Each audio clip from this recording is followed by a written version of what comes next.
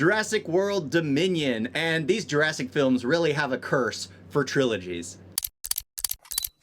Hello there, namaste. So imagine a world filled with all these prehistoric creatures that live amongst us, and we gotta coexist. People would build enclosed communities, higher walls, and there would be a whole new food source in the ecosystem. It sounds like a can't miss movie, especially if you bring back the complete 100% old cast and mix in the new cast. Have the old and new meeting together.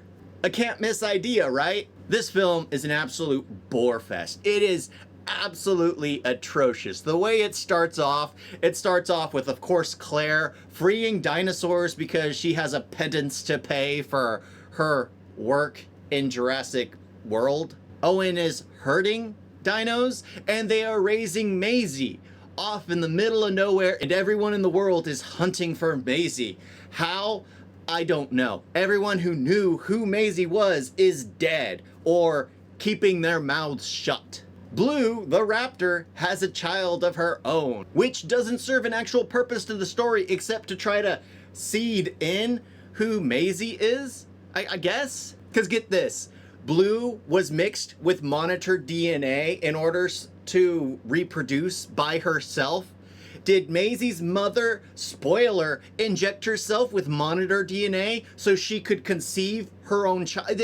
It makes no sense if you think about it. But yes, apparently Alan and Sattler have a thing, which was never established once. The only time there was a hint at it in Jurassic Park was when Ian is being all flirtatious, talking about how he has multiple ex-wives, multiple kids, and then asks if Alan and her are a thing. And of course, Alan's gonna say yes. If you have a friend, you do not want them in a relationship with someone like Ian Malcolm.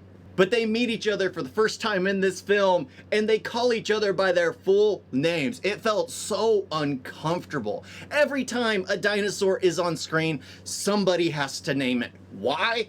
I don't know. I'm not going to remember the names, so it's not for me. It's not for them because they obviously know it and they live in this world. They don't need to know the names. They just need to know what it looks like and what it eats. Apparently they brought that thermos from the first movie back from Jurassic Park. How they found that buried in the soil off the beaten path on that island, I have no idea. But nostalgia. Nostalgia. And I guess it was to show that he's just like him, because of course when the power goes off they need to reboot the power in order to escape.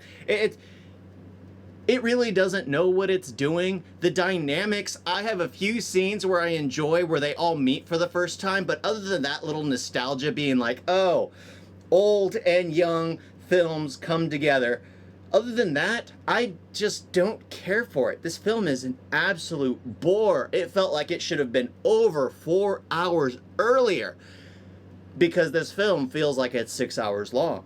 I mean, at least Ian Malcolm had a purpose in this film, unlike the last one, because he was just there to be in a courtroom. Owen and Claire, after the opening of the film, they serve no purpose. If you think about it, they serve no purpose because it is Alan and Ellie that save Maisie after she saves herself. It's Alan, Ellie, and Ian who get into the tree. They do not need Owen and Claire. They are literally there to fill a time slot. They are literally there to show the underworld of dinosaur trading, selling. That stuff makes no sense to me because you can breed them.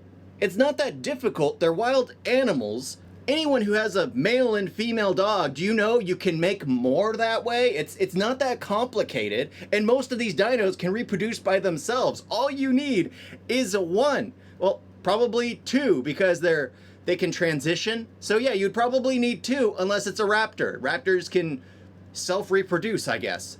I don't know. I feel like the escalation would be you have a park, it breaks loose.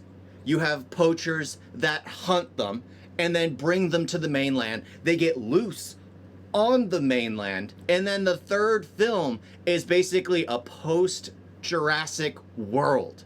Imagine that, where people are living in bunkers or living in these massive walled off communities guarding the skies, because they are no longer the top predator. That seems more entertaining. It could be more of a horror. They're running out of a food supply in their shelter. They haven't shot down many birds, or their soil and farms have dried out and they need to go out and get something from the real world. I mean, that sounds much more interesting than what we got. Sometimes it's just better to let something sit on a shelf for years, let it bake, and then when you come up with a competent idea, you make it. Or when it becomes like, you know, exciting once again, you make it.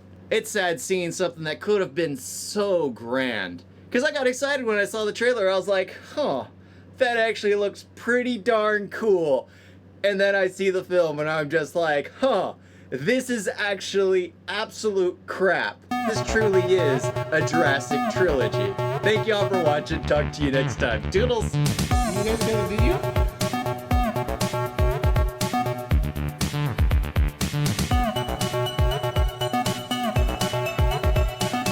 It's so bad. And don't forget to like and subscribe. Wait, wait on that.